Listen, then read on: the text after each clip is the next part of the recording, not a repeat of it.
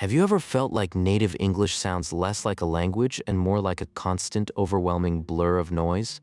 You hear the sounds, but they melt into each other before your brain can catch them.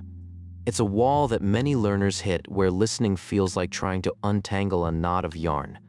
But here's the thing, the secret isn't about listening slower. What if you could learn to see the hidden wave of the language and finally hear the gaps between the words?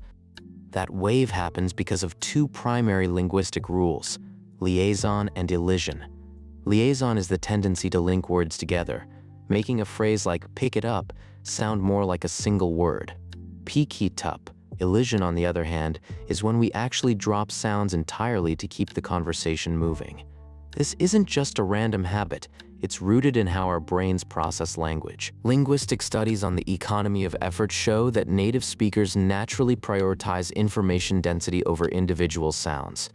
Essentially, our brains are wired to sacrifice low-value syllables, the ones that don't change the meaning, to maintain a steady rhythm. It's a biological shortcut that favors speed, turning distinct words into a fluid stream of sound. While that biological shortcut creates a fluid stream of sound, that stream doesn't sound the same for everyone. Because English has traveled across oceans and settled in so many different corners of the globe, it is fractured into a massive variety of accents. Take the historical split between British and American English as a prime example. When settlers moved across the Atlantic, they took their language with them, but they were physically cut off from the original centers of speech. Over centuries of isolation, local environments shaped the way people spoke, creating distinct patterns of pronunciation. This means there isn't one correct way to hear English. It's a living history of migration. If history shaped the variety of English, then rhythm is what gives the language its soul. Think of a sentence like a piece of music. If every instrument in an orchestra played at the same volume all the time, it would just be a wall of noise. Music, however, relies on peaks and valleys. In English, these peaks are the stressed syllables, the words that carry the most meaning.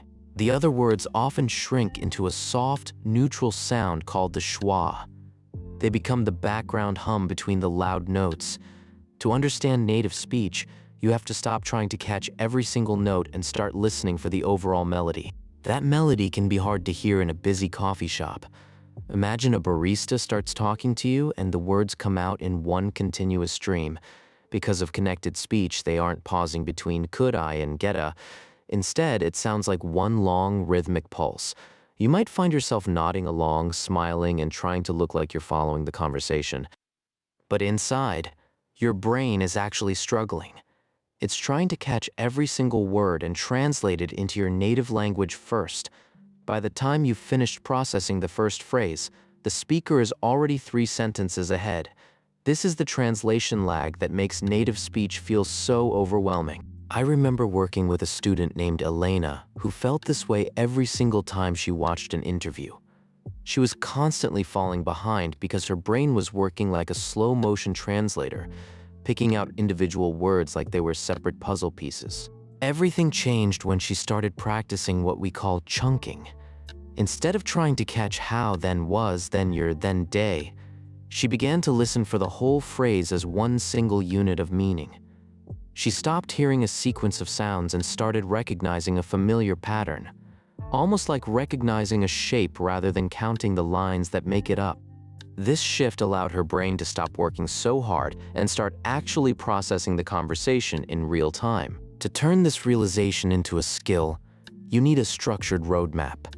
Take the case of a learner named Matteo, who struggled for years to keep up with fast-paced English. He followed a 30-day milestone plan to retrain his brain. For the first 10 days, he focused on passive immersion, letting English podcasts play in the background just to soak up the rhythm. Next, he moved into active shadowing, where he repeated sentences aloud, mimicking the exact flow and speed of native speech. Finally, he spent the last week practicing chunking by identifying common phrases. By day 30, Matteo reported that the wall of sound finally started breaking into recognizable pieces. That shift Matteo experienced is exactly what happens when you stop trying to hunt down every single word in a sentence. When you're focused on individual words, your brain gets overwhelmed by the sheer speed of the speaker. But once you start recognizing patterns, the way sounds slide together and the rhythm of common phrases, the language starts to open up. Think of it like training your ear to recognize a melody rather than just a collection of individual notes. You aren't just learning vocabulary anymore, you're building a physical skill. It takes time and practice, but eventually that rhythm becomes your guide. You'll find that you aren't translating in your head anymore. You're just listening, and for the first time, the music of English finally makes sense. If you're ready to find that rhythm for yourself, come join our community over on the Quick English channel. We're here to help you turn that frustration into fluency, one pattern at a time. Thanks so much for listening today.